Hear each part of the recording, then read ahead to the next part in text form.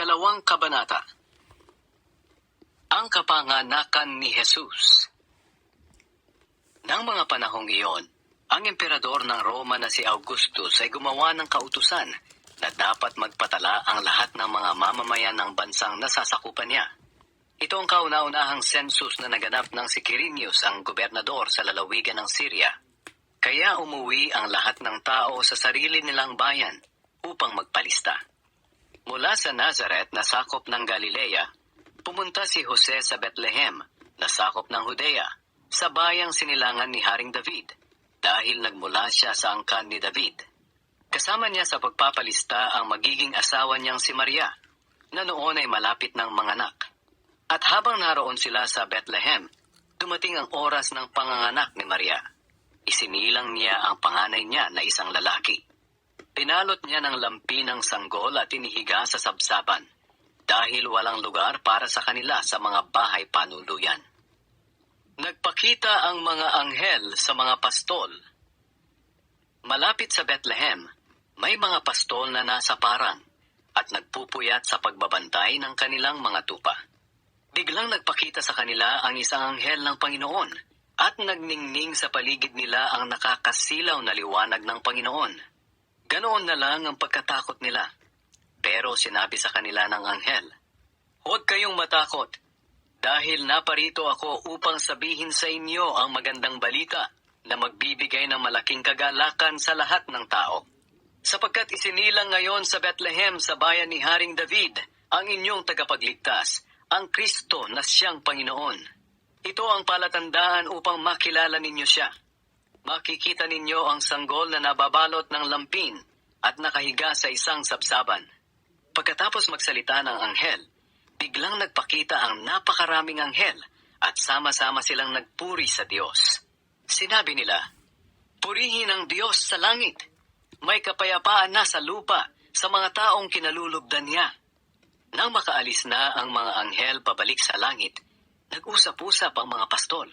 "Tayo na sa Bethlehem at tingnan natin ang mga pangyayaring sinabi sa atin ng Panginoon." Kaya nagmamadali silang pumunta sa Bethlehem at nakita nila sina Maria at Jose at ang sanggol na nakahiga sa sabsaban. At isinalaysay nila ang mga sinabi sa kanila ng anghel tungkol sa sanggol. Nagtaka ang lahat ng nakarinig sa sinabi ng mga pastol, pero iningatan ito ni Maria sa kanyang puso at pinagbulay-bulayan ang lahat ng ito. Bumalik sa parang ang mga pastol na labis ang pagpupuri sa Diyos dahil sa lahat ng kanilang narinig at nakita, na ayon nga sa sinabi ng anghel. Pinangalan ng Jesus ang sanggol. Pagdating ng ikawalong araw ay tinuli ang sanggol at pinangalan ng Jesus. Ito ang pangalang ibinigay ng anghel bago siya ipinaglihi. Inihandog si Jesus sa templo. Dumating ang araw na maghahandog sina Jose at Maria sa templo ng Jerusalem ayon sa kautusan ni Moises patungkol sa mga babaeng nanganak upang maituring silang malinis. Dinala rin nila ang sanggol sa Jerusalem para ihandog sa Panginoon. Sapagkat nasusulat sa kautusan ng Panginoon, ang bawat panganay na lalaki ay kailangang ihandog sa Panginoon.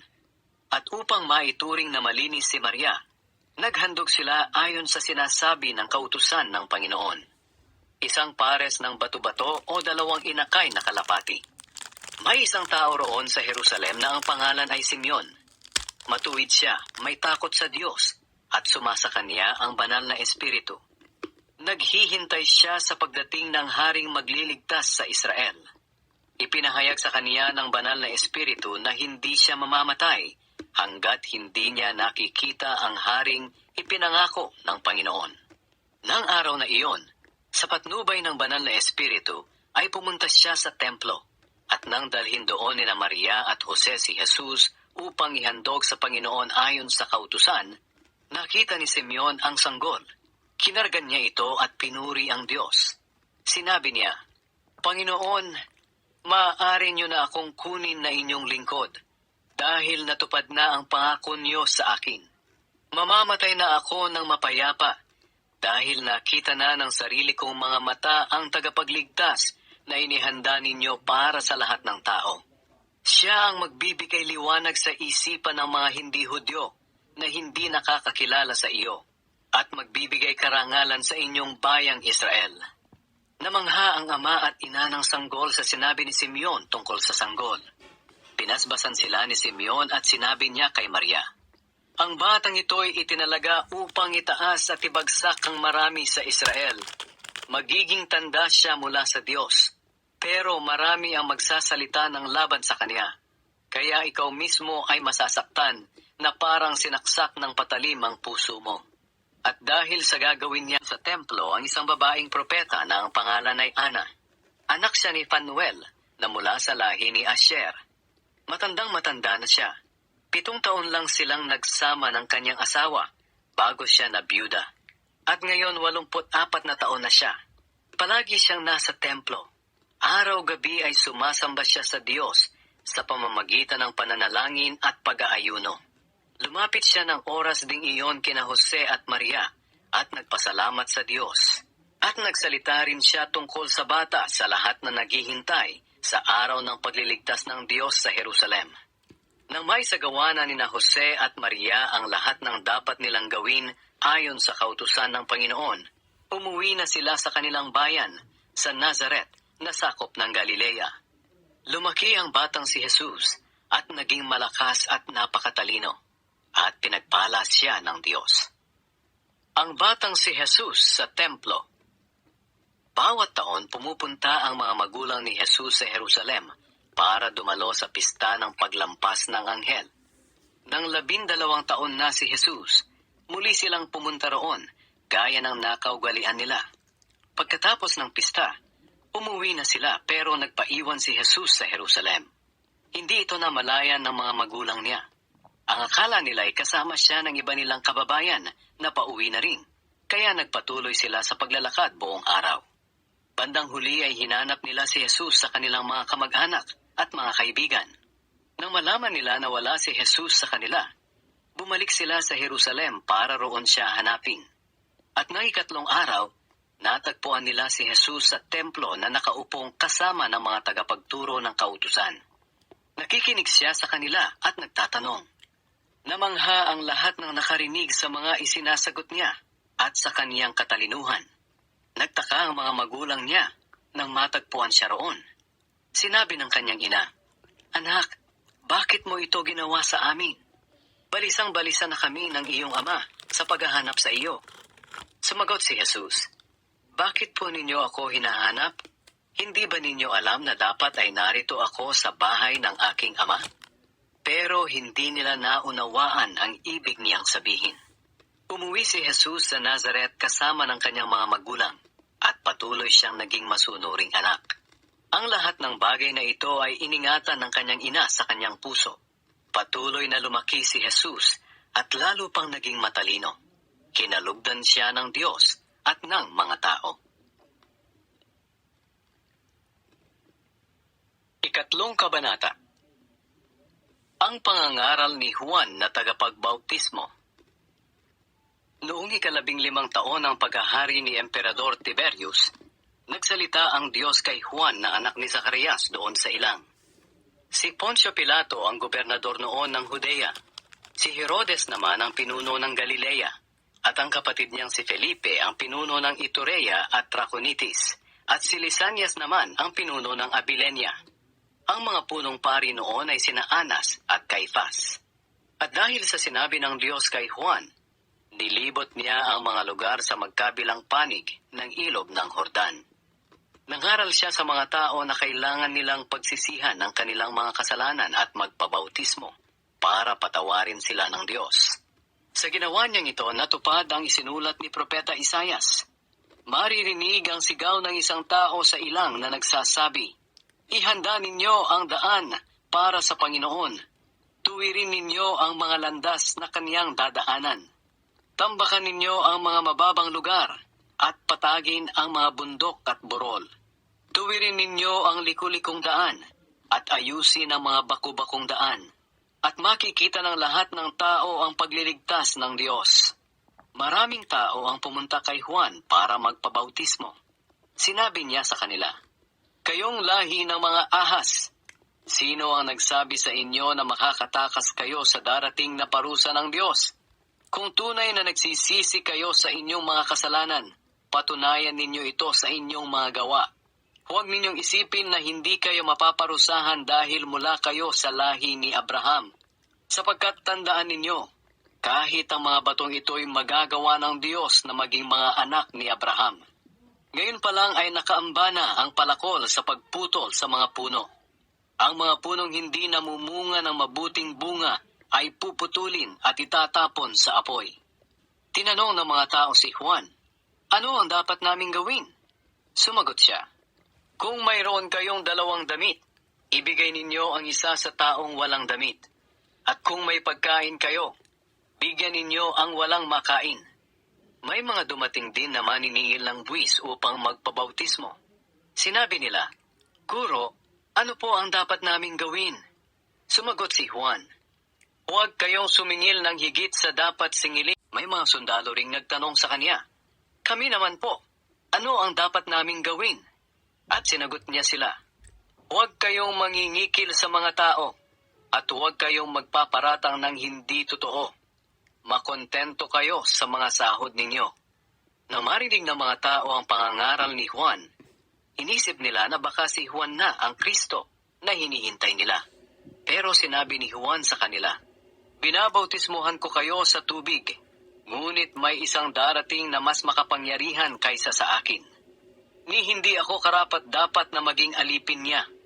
Babautismuhan niya kayo sa banal na espiritu at sa apoy. Tulad siya ng isang taong daladala ang kanyang gamit upang ihiwalay ang ipa sa butil ng trigo. Ilalagay niya ang mga trigo sa bodega, at ang ipa naman ay susunugin niya sa apoy na hindi mamamatay kailanman." Marami pang mga bagay ang ipinangaral ni Juan sa pagpapahayag niya ng magandang balita. Kahit ang pinunong si Herodes ay pinagsabihan niya, dahil kinakasama nito ang hipag nitong si Herodias, at dahil sa iba pang mga kasamaang ginawa nito. Sa bandang huli, nadagdagan pa ang kasalanan ni Herodes dahil ipinabilanggo niya si Juan. Ang pagbabautismo kay Jesus. Isang araw, pagkatapos mabautismuhan ni Juan ang mga tao, nagpabautismo rin si Jesus. At nang nananalangin si Jesus, bumukas ang langit, at bumaba sa kanya ang banal na espiritu sa anyo ng isang kalapati. At may boses na narinig mula sa langit na nagsabi, "Ikaw ang minamahal kong anak, lubos kitang kinalulugdan." Ang mga ninuno ni Jesus. Mga 30 taong gulang na si Jesus nang magsimula siya sa kanyang gawain. Ayon sa pagkakaalam ng mga tao, anak siya ni Jose na anak ni Eli. Si Eli ay anak ni Matat na anak ni Levi. Si Levi ay anak ni Melki na anak ni Hanai. Si Hanai ay anak ni Jose na anak ni Matatias. Si Matatias ay anak ni Amos na anak ni Nahum. Si Nahum ay anak ni Esli na anak ni Nagay. Si Nagay ay anak ni Maat na anak ni Matatias. Si Matatias ay anak ni Simein na anak ni Hosek. Si Hosek ay anak ni Hoda na anak ni Joanan. Si Joanan ay anak ni Resa na anak ni Zerubabel. Si Zerubabel ay anak ni Shealtiel na anak ni Neri. Si Neri ay anak ni Melki na anak ni Adi. Si Adi ay anak ni Kosam na anak ni Elmadam. Si Elmadam ay anak ni na anak ni Josue. Si Josue ay taga Nazaret. Naparito ka ba para puksain kami? Kilala kita. Ikaw ang banal na sugo ng Diyos. Pero sinaway ni Jesus ang masamang espiritu. Tumahimik ka at lumabas sa kanya. At sa harapan ng lahat, itinumba ng masamang espiritu ang lalaki at saka iniwan ng hindi man lang sinaktan. Namangha ang mga tao at sinabi nila sa isa't isa, "Anong uri ang ipinangangaral niyang ito? May kapangyarihan at kakayahan siyang magpalayas ng masasamang espiritu at sumusunod sila." Kaya kumalat ang balita tungkol kay Jesus sa buong lupaing iyon. Maraming pinagaling si Jesus. Umalis si Jesus sa sambahan ng mga Hudyo at pumunta sa bahay ni Simon. Mataas noon ang lagnat ng biyanang babae ni Simon, kaya nakiusap sila kay Jesus na pagalingin ito. Nilapitan ni Jesus ang may sakit at iniutos na maalis ang lagnat at nawala ito. Noon din ay bumangon ang babae at pinagsilbihan sina Jesus. Nang palubog na ang araw, dinala ng mga tao kay Jesus ang lahat ng may sakit. Sari-sari ang mga sakit nila.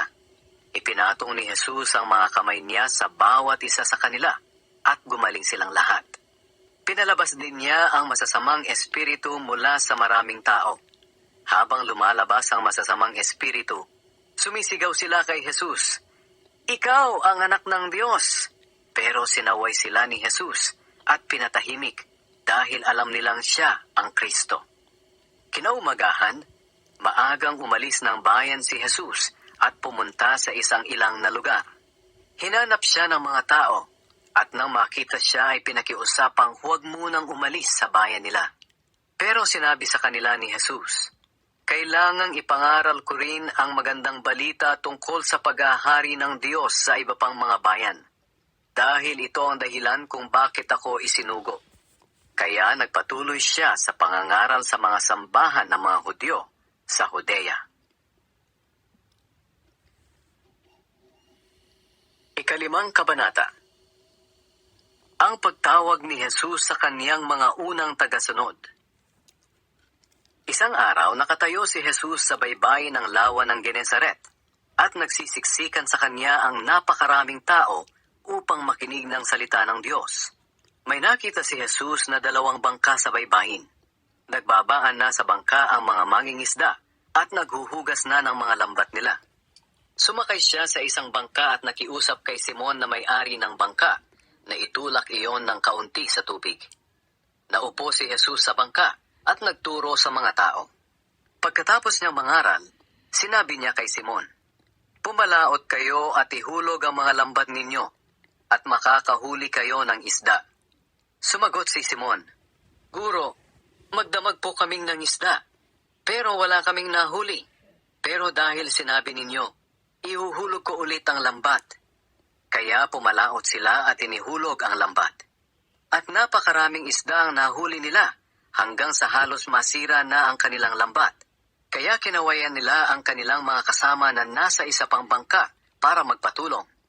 Tinulungan sila ng mga ito at napuno nila ng isda ang 2 bangka, hanggang sa halos lumubog na sila. Nang makita iyon ni Simon Pedro, lumuhod siya sa paanan ni Jesus at sinabi, "Lumayo po kayo sa akin, Panginoon, dahil makasalanan ako."